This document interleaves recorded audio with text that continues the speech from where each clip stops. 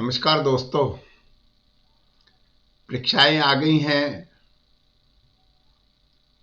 खासतौर पे CBSE school के बच्चों की, आईसीएसई, स्टेट बोर्ड के भी लगभग हरियाणा, पंजाब, राजस्थान डेटें आने ही वाली हैं। और उसके लिए एक यह वीडियो आज अपनी ओर से अपने अनुभव के आधार पर बच्चों के लिए, माता पिता के लिए जो उपयोगी हो वह आपके सामने प्रस्तुत कर रहा हूं। आपका सहयोग मिल रहा है और सहयोग मिलता रहे ताकि बच्चे ठीक से तैयारी कर सकें, टीचर ठीक से तैयारी करवा सकें, माता पिता ठीक से तैयारी करा सकें। इसके लिए आप इस वीडियो को अंत तक देखिए और ज़्यादा से ज़्यादा शेयर कीजिए। तो आइए शुरू करते हैं हम बात जो है परीक्षा की तैयारी की। हर विद्यार्थी को साल के अंत में एक परीक्षा देकर करके अगली क्लास में होना, नेक्स्ट क्लास प्रमोशन के लिए जो है वो जरूरी होता है। और हर बच्चा जो पढ़ा है या जो नहीं पढ़ा है, हर बच्चा पास होना चाहता है। अध्यापक भी हर बच्चे को पास करना चाहता है। परंतु जब बात आती है पेन पेपर टेस्ट की, तो वो आती है कि बच्चा कुछ लिखेगा, उसी के आधार पर उसे अंक दिए जाएंगे और उसी के आधार पर उसका निर्णय होगा। हालांकि न्यू एजुकेशन पॉलिसी जो है 2020, उसके आधार पर बहुत सारे और पैरामीटर होने वाले हैं। परंतु जैसे 8th तक किसी बच्चे को गवर्नमेंट ने फेल करने के लिए पैरामीटर नहीं दिए हैं, 9th में कोई स्कूल करता नहीं है, 11th में कोई स्कूल फेल करता नहीं है, करते हैं तो बहुत नाम मात्र स्कूल करते हैं। और बच्चे भी इन बोर्ड की परीक्षाओं को ही सीरियसली लेते हैं, माता पिता भी इन बोर्ड की परीक्षाओं को सीरियस लेते हैं। और स्कूल भी 10th और 12th की परीक्षाओं को बड़ा भारी माना जाता है, बहुत ज़्यादा इसकी तैयारी की जाती है, बहुत ज़्यादा ध्यान केंद्रित किया जाता है और बच्चे इसमें तन मन धन लगा करके जो पढ़ाई करते हैं, दिन रात ट्यूशन इधर से उधर वो करते हुए। परंतु परीक्षा की तैयारी के लिए कुछ बातें जरूरी हैं, यदि आप कर लें तो सफलता सुनिश्चित है। सबसे पहले टाइम टेबल की करें पालना। आप अपना एक टाइम टेबल बनाएं। उस टाइम टेबल का उद्देश्य आपके पूरे पाठ्यक्रम को पढ़ना और उसको रिवाइज करना, ये उसमें है।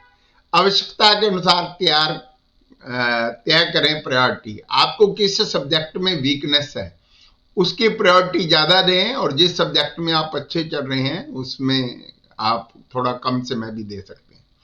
कैलेंडर का प्रयोग करें। आपकी परीक्षाओं में जितने दिन हैं उसके आधार पर आप कैलेंडर बनाएं, उसके आधार पर अपनी तैयारी करें। ध्यान केंद्रित करने के लिए फोन आदि को रखें बंद। अब परीक्षा के दिन आ गए हैं और जब पढ़ने बैठे खास तौर पे वहां पर फोन बंद रखें, आपका ध्यान उधर जाए ही नहीं, ताकि आप जो तैयारी करें वो दिखावा नहीं, वास्तव में आप एक परीक्षा देना भी एक युद्ध लड़ने जैसा है, उस युद्ध में विजयी हो। ब्रेक लेकर करके पढ़े। बीच में थोड़ी देर के लिए आप रेस्ट लें, रिलैक्स हों। उस दौरान आपको खाना खाना है, आपको कोई दैनिक क्रियाएं करनी है, आप उसके लिए भी समय निकालें और बीच में से ब्रेक में से पढ़ाई जो है आप छोड़ करके पढ़ते रहें। अच्छी नींद जरूरी लें। नींद पूरी लेना, अच्छी नींद का मतलब है 6 घंटे की नींद, 6 से 8 घंटे की नींद।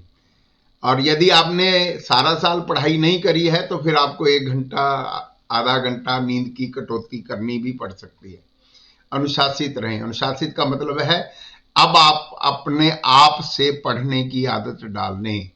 आपको अपना सिलेबस पूरा करना है, आपको अपने टीचर के जो गाइडलाइंस है उसको फॉलो करना है और पिछले पेपरों को ध्यान रख करके आपने पढ़ाई करनी है। अब जो अतिरिक्त मेरी ओर से जो पॉइंट है, क्योंकि ये पॉइंट तो कॉमन है, आप सबको करने ही है, ये तो पढ़ाई के लिए भी जरूरी है, जीवन जीने के लिए भी जरूरी है, वो है पीयर ग्रुप लर्निंग। आज के टाइम में ये चीज जो है खत्म होती जा रही है, हमारे टाइम में बहुत थी, कि लर्निंग विद फ्रेंड। आप अपना ग्रुप बनाएं। मैं 3-4 चीजें इसमें जोड़ूंगा जो हम करते थे, आप भी करेंगे तो मुझे लगता है आपको बहुत लाभ होगा। सबसे पहले तो बिस्तर त्याग दें। हम जब पढ़ाई करते थे या हमारे जो टीचर थे वो हमें बताया करते थे कि धरती से प्यार करो, धरती पर सो। आप अपना बेड नीचे लगाएं, उसमें इसमें आपकी नींद जो है, आप पढ़ने बैठेंगे तो नींद नहीं आएगी। और धरती माता, वो माता है, वो आपको जब आपने उठना है उठा भी देगी। तो ये एक बहुत जरूरी चीज है जिसमें फिर आप अपने मित्रों का, मित्रता को सही समझें। मित्रता का मतलब भी यही है, जिस दोस्त को आता है और जिसको नहीं आता है वो आपस में बैठ कर करके वो उसको पढ़ाए, उसका रिवीजन होता जाएगा, उसकी तैयारी हो जाएगी और दोस्त दोस्त रहेगा, वो आगे आपके साथ अगली क्लास में आपके साथ रहेगा। यदि दो दोस्त ऐसे हैं और दोनों को नहीं आता तो दोनों मेहनत करें। आज तो यूट्यूब और बहुत सारे साधन हैं, उसमें भी वो मदद कर सकते हैं। तीसरा, इसी ग्रुप में आप एक ग्रुप और जोड़ सकते हैं। आपकी गली मोहल्ले में जो भी कोई आपसे पढ़ा लिखा व्यक्ति है, आप उसके पास संकोचाए नहीं, आप उसके पास अपनी समस्या लेकर के जाएं, वो निश्चित ही आपकी समस्या को हल करेंगे। आप उसके लिए भी तैयारी करें। कुल मिलाकर करके लक्ष्य है एक यही कि मैंने परीक्षा में पास होना है और आज से ठीक 60 दिन बकाया है। 60 दिन में आप यदि इस नियमों का पालन करेंगे या इन बच्चों को करवाएंगे तो 60% अंक, इस बात का मैं आपको विश्वास दिलाता हूं। माता पिता के लिए एक सबसे बड़ी बात है, वह यही है कि वो बच्चे की सेहत के लिए ध्यान रखें। उसका खाना पीना, उसकी संभाल करना, ये माता पिता का भी काम है। बच्चे को इन दिनों में आप अपने काम में सहयोग कम लें और ज्यादा जो है उसको पढ़ने का समय दें, इस बात के लिए भी ध्यान करें। टीचर्स क्या करें? टीचर बच्चों को जिस चीज में वो परफेक्ट है उसके लिए उसको ज्यादा से ज्यादा प्रैक्टिस कराएं और जो जिस बात से वो नहीं कर पा रहा है उसके लिए उसको एक्स्ट्रा टाइम देकर के सिर्फ वही कराएं। और क्लास में भी जो होनहार बच्चे हैं उनको कहें कि वो उनको पढ़ाएं, क्योंकि बच्चा बच्चे से जल्दी पढ़ता है। स्कूल क्या करें? स्कूल रोज टेस्ट लेकर करके बच्चों के अंदर हीन भावना पैदा ना करें। हालांकि सरकार ने भी 2-2 प्री बोर्ड कर दिए हैं, वो तो जो सारा साल नहीं पढ़ते हैं फिर उनके लिए तो वो 2 प्री बोर्ड मुश्किल होते हैं। हालांकि वो 2 प्री बोर्ड का मतलब है आपको बोर्ड के एग्जाम का कोई फियर ही नहीं रहेगा, उसका पॉजिटिव पॉइंट है। परंतु यदि बच्चे सारा साल नहीं पढ़े हैं तो उनके लिए वो प्री बोर्ड की बजाय उनके छोटे टेस्ट, और वो भी जो है एक दिन में एक ही टेस्ट हो। मैंने अभी देखा है बहुत सारे स्कूलों के अंदर जो है बच्चे रोज हर सब्जेक्ट का ही टेस्ट देते हैं, तो उससे वो बिना तैयारी के टेस्ट देते हैं। प्रॉपर तैयारी हो और उसका सिलेबस फिक्स हो और उसमें से करें। तो सारी टीम मिलकर करके, त्रिकोण है ये, स्कूल, टीचर यानी के पेरेंट्स और विद्यार्थी, तीनों मिलकर करके उस बच्चे की परीक्षा के लिए तैयारी करवाएंगे तो निश्चित ही वह बच्चा जो है अपनी सफलता हासिल करेगा।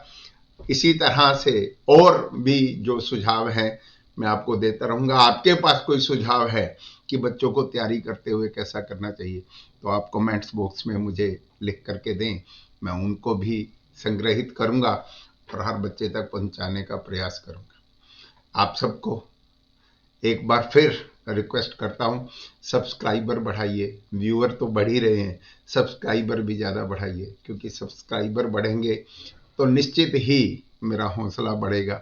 और कमेंट्स जरूर करते रहिए। इसके साथ साथ मैं कुछ और वीडियो भी डाल देता हूं जिसका लिंक शेयर नहीं करता, ग्रुप में, व्हाट्सएप ग्रुप के माध्यम से आपको ये सूचना दे देता हूं।